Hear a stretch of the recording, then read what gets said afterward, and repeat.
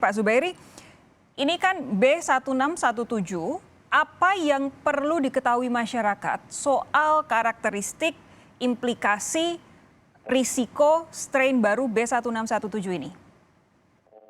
Iya, jadi virus COVID-19 ini seperti juga virus yang lain cenderung untuk selalu mutasi. Nah, mutasi-mutasi ini ada yang bermakna, ada yang tidak. Yang bermakna maksudnya lebih menular atau kemudian lebih serius, lebih mudah menyebabkan kematian. Mutasi telah terjadi baik di Inggris B117 maupun di Afrika Selatan maupun juga di Brazil B1 dan B2. Sekarang di India ini ada yang disebut mutasi ganda itu akibat mutan yang namanya B484Q dan L452R. Ya. Namun itu ternyata juga sudah didapatkan di banyak tempat, di Kanada, di Amerika, dan juga di Eropa. Ini tadi saya mau ulang, berarti ini karena ada mutasi ganda, dua mutasi kuncinya yaitu E484Q dan L452R. Pak Zubairi tadi juga menyatakan tidak hanya di India tapi sudah ketemu di beberapa negara lain. Apakah di Indonesia sampai saat ini yang Pak Zubairi tahu kita sudah mendeteksi adanya varian ini, Pak? Saya belum tahu kepastiannya, namun tidak tertutup kemungkinannya, kan kita tahu cukup banyak warga India yang baru datang dari sana. Ya. Kemudian ada juga orang Indonesia yang baru pulang dari India, jadi memang potensinya cukup besar. Namun sebetulnya yang berbahaya tidak hanya mutasi virusnya, namun faktor-faktor yang lain.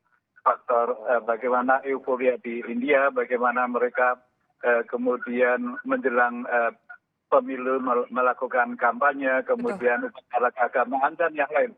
Ya, begini, yang sekarang karena kita lihat kondisinya di India, di sana penularannya belakangan ini parah, hampir setiap hari ada rekor penularan kasus COVID-19. Yang ingin saya tanyakan, apakah Pak Zubairi bisa menjelaskan seberapa varian ini lebih berbahaya dibanding sebelum-sebelumnya? Lebih menular, iya. Lebih menular?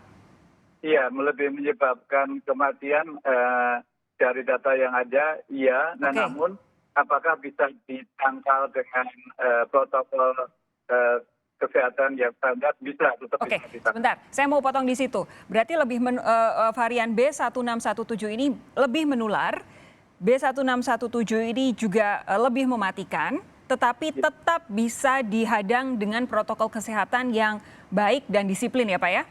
Iya, benar. Oke, silakan dilanjutkan. Oh iya, kemudian kalau belajar pengalaman dari negara lain, di Inggris waktu mutasi itu, ternyata sekarang Inggris justru turun dari sekitar 50 ribuan di awal tahun ini, sekarang sudah di bawah 3.000 dengan protokol kesehatan yang ketat, dengan vaksinasi yang luar biasa cepat dan banyak. Jadi ada kemungkinan kita masih bisa menangkal dengan vaksinasi yang makin cepat, namun syaratnya. Soal efektivitas vaksin menghadapi strain baru ini nanti akan saya tanyakan lagi kepada Pak Zubairi, tapi saat ini sudah bergabung ahli virologi Universitas Udayana Bali, Gusti Ngurah Kadikmahardika. Pak Ngurah, selamat malam. Pak Ngurah, selamat malam. Oke, tampaknya belum tersambung secara sempurna. Saya kembali lagi ke Pak Zubairi. Pak Zubairi, tadi yang menggantung dari pernyataan Pak Zubairi adalah mengenai efektivitas vaksin. Kalau sejauh ini yang Anda ketahui, bagaimana varian baru ini terhadap efektivitas vaksin COVID-19, khususnya yang ada di Indonesia saat ini, Pak? Iya, kalau melihat data Indonesia sih, tetap saja rumah sakitnya masih lebih keterisiannya lebih rendah dibandingkan beberapa bulan yang lalu, amat lebih rendah. Jadi belum perlu, ya itu kita harus khawatir ada mudik, ada yang lain. Namun sekarang kondisinya masih lumayan, dan bahkan Jakarta sudah positivity rate-nya sudah di bawah 9%. Oke, masih lumayan tapi jangan lengah begitu ya? Oh ya, amat sangat. Kalau saya lihat TV saya khawatir sekali. Ternyata yang di Pasar Senen mau mudik banyak, kemudian yang di daerah-daerah itu ternyata katanya nggak mudik tapi di stasiun banyak banget. Kemudian ada istilahnya kayak itu. Kalau misalnya Jakarta itu kalau ke Bogor tidak mudik, kalau ke tempat sekitar Jakarta tidak mudik. Demikian pula Semarang, Jogja, Solo, kalau ke kota-kota sekitarnya tidak mudik. Itu yang agak mengkhawatirkan. Pak Zubairi, ini saya mau mengutip imunolog dari Kanada, Dr. Alain Lamar, katanya mutasi yang dimiliki varian B1617 ini berkaitan dengan respons antibodi yang lebih buruk. Artinya kemungkinan antibodi yang dikembangkan dari vaksin bisa berkurang efektivitasnya, tapi masih perlu bukti yang lebih jauh. Ini dikutip oleh detik.com beberapa waktu yang lalu. Apa yang bisa Anda sampaikan soal ini, Pak? Itu juga terjadi misalnya Brazil P1, P2 di Brazil itu juga sama. Jadi orang yang baru sembuh dari COVID-19 ternyata bisa tertular. Artinya antibodi yang terbentuk akibat infeksi sebelumnya masih bisa ditulari. Oke, kita jeda sejenak. Nanti saya lanjutkan perbincangan dengan Pak Zubairi sekaligus dengan virolog dari Universitas Udayana. Pak Ngurah, sesaat lagi Anda tetap bersama kami, Saudara Sapa Indonesia Malam segera kembali. Selain Pak Zubairi Jurban, saat ini sudah bergabung ahli virologi Universitas Udayana Bali, I Gusti Ngurah KD Mahardika melalui sambungan telepon. Pak Ngurah, selamat malam. Selamat malam. Saya dengan siapa ini? Dengan Sofi, Bapak. Akhirnya terhubung juga.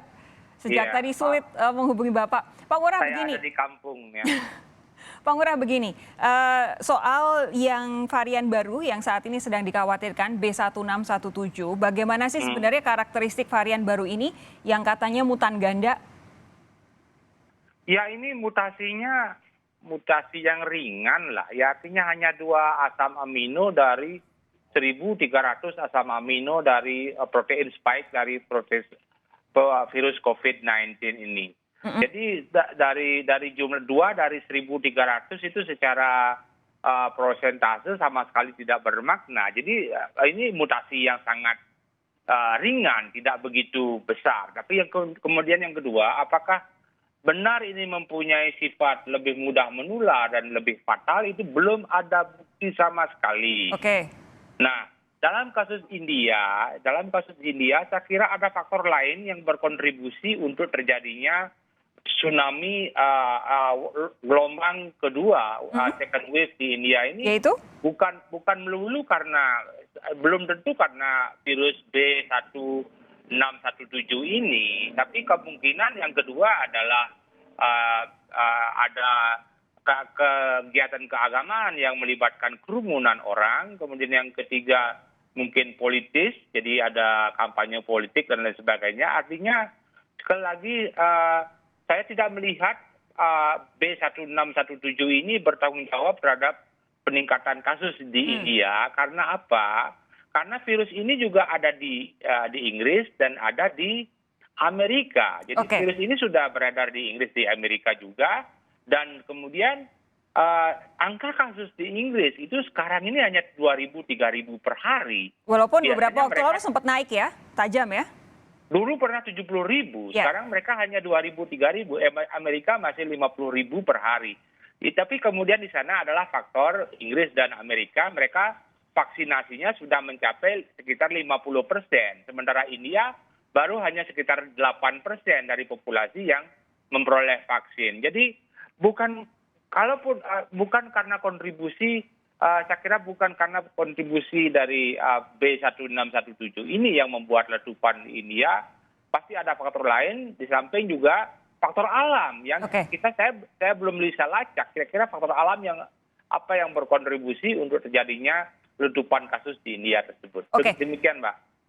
Tadi Pak Ngurah sudah menjelaskan bahwa varian B1617 ini bukan satu-satunya atau mungkin sebenarnya tidak berkontribusi terlalu besar dalam peningkatan kasus COVID-19 di India. Tapi apakah kemudian kalau Anda bilang ini mutasinya tidak terlalu, sebenarnya lumayan simple, apakah artinya pemerintah tidak perlu terlalu banyak fokus pada varian ini, lebih fokus pada varian lain yang saat ini sudah terdeteksi masuk Indonesia?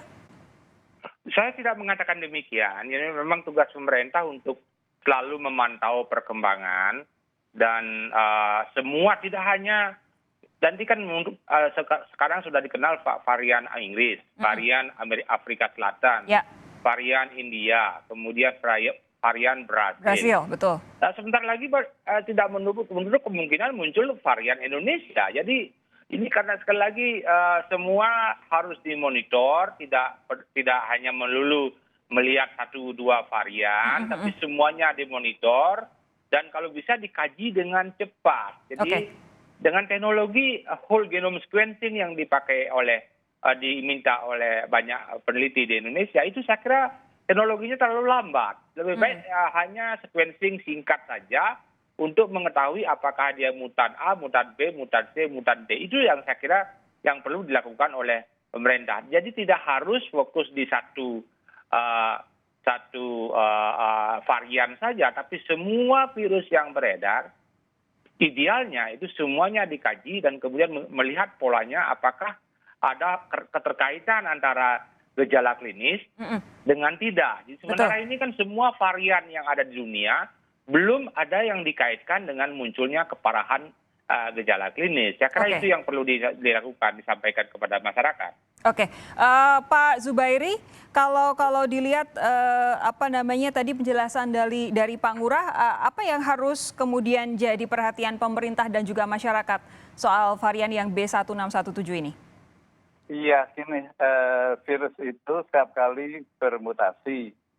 Mutasinya itu banyak banget, namun yang menjadi mula-mula menjadi varian of interest itu yang menjadi harus diteliti, itu tahapan itu yang itu hanya sebagian kecil. Dan sebagian kecil kemudian ada juga yang menjadi masalah, menjadi varian of concern. Dalam hal ini yang B1617 itu memang ada mutasi di 2 tempat tadi yang menjadikan digabungkan dengan klinis dan epidemiologi menjadi amat sangat mengkhawatirkan dunia. Ya. Itu juga terjadi di Inggris. B117 itu mula-mula kita takut banget, tapi dan mula-mula diduga tidak masalah dari klinik, namun kemudian ternyata menyebabkan angka kematian yang bertambah. Namun akhirnya tetap bisa ditangkal dengan vaksin yang ada di Inggris, sehingga sekarang rendah banget. Jadi intinya kalau kita mengerjakan semua PR, baik mengenai mudik, baik mengenai aktivitas agama, baik juga mengenai menangkal euforia vaksin. Termasuk perkantoran juga ya? Perkantoran ya, dan juga tatap muka sekolah. Jadi tolong diingat itu semuanya berkontribusi kalau dimakan pelan-pelan kan tergabung bisa menjadi kayak India. Pak Zubairi, tadi waktu jeda iklan Anda sempat menyebut ada varian yang P1 begitu. Apakah ini artinya kita akan mengantisipasi adanya varian baru yang lebih mutasinya lebih banyak karena katanya triple mutan atau gimana Pak? Iya, jadi yang P1 itu mutasinya ada di 3 tempat di K41. Itu varian apa? Varian P1 Brazil. P1 Brazil, oke. Kemudian E484K dan N501Y. Namun terbukti bahwa vaksin Sinovac dan vaksin AstraZeneca berhasil untuk menangkal. Sebaliknya kalau vaksin AstraZeneca tidak berhasil menangkal untuk virus Afrika Selatan. Oke, jadi memang ini harus selalu dicek whole genome sequencing-nya untuk memastikan hal yang ini ya. Pak Ngurah? Ya. Pak Ngurah begini, saya ingin bertanya tentang efektivitas vaksin dan juga sensitivitas PCR yang saat ini dengan reagen yang kita miliki, sejauh mana kita bisa mendeteksi virus mutasi baru ini dan vaksinasi itu apakah akan terus bisa efektif menghadapi mutasi-mutasi baru, Pak Ngurah? Ya, pertama untuk deteksi. Yang ditargetkan untuk deteksi itu dengan PCR, itu real time PCR, itu bukan gen spike. Dia targetnya adalah gen yang lain. Yang tidak mengalami mutasi yang demikian hebat. Jadi artinya pertama semua teknik mutasi yang paling sensitif itu masih digunakan, masih dapat digunakan untuk semua varian yang ada. Demikian juga kajian dari GISAID selalu akan mereka selalu memonitor apakah primer yang dipakai untuk PCR itu masih bisa digunakan untuk varian. Ya, sementara ini masih bisa digunakan untuk varian, semua varian. Jadi tetapi deteksi saja tidak mengetahui varian, Mbak. Jadi pertama setelah deteksi perlu yang kedua sequencing. Betul. Lihat sekuennya di daerah hanya spike saja. Tidak perlu melihat bagian gen yang lain yang dengan whole genome sequencing biayanya besar, perlu waktu lama. Sementara sequencing yang pendek saja untuk di daerah spike-nya cukup ya? Akan mengetahui mutan tersebut. Oke. Untuk vaksin seperti diketahui, Mbak. Jadi dalam spike-nya virus COVID-19 ini paling tidak ada 10 atau lebih dari 10 titik yang menentukan apakah vaksin itu bisa digunakan atau tidak digunakan. Nah, mutasi yang terjadi pada virus mutan India, mutannya Inggris maupun mutan P1 Brasil dan mutan Afrika Selatan itu barangkali 1-2 titik itu pengaruhnya. Nah, bisa saja berkurang daya vaksin, tetapi ada titik yang lain, ada 8 lebih dari 10 titik yang lain yang masih bereaksi dengan vaksin. Sehingga saya belum melihat kekhawatiran seperti yang disampaikan oleh pembicara sebelumnya Pak Zubairi, bahwa yang katanya yang Afrika tidak bisa dinetralisasi oleh vaksin. Saya belum melihat itu. Saya belum melihat itu. Jadi vaksin yang digunakan mestinya masih efektif. Dan lebih-lebih Sinovac mempunyai keunggulan karena dia menggunakan vaksin virus yang lengkap dan inaktif. Sehingga kalau di bagian spike-nya masih berubah, protein yang lain atau bagian yang lain dari vaksin masih akan berperan. Sehingga saya belum khawatir tentang vaksin itu. Ya, yang penting vaksinasi jalan terus. Kita tinggal punya waktu sedikit lagi, Pak Zubairi, ada yang ingin ditambahkan? Iya, jadi sekali lagi kalau yang vaksin Afrika Selatan itu tidak mempan terhadap vaksin AstraZeneca tidak kerja di sana, namun vaksin Johnson & Johnson bisa mengatasinya. Ya. Justru kemudian, ini, silakan. Iya, karena itu kita semua pesan yang penting memang kita memang harus, ini kewajiban masyarakat, kewajiban kita, kewajiban media, kewajiban pemerintah untuk menjaga agar tidak tersebar lebih berat lagi. Dan saya yakin kita masih optimis, saya kira bisa mengatasi masalah ini. Oke, semoga ya. Harus ada disiplin dari pemerintah dan juga masyarakat. Terima kasih Pak Zubairi Jurban, terima kasih Pak Ngurah sudah bergabung bersama kami malam hari ini di Sapa Indonesia Malam. Sehat terus, kita jumpa lagi lain waktu.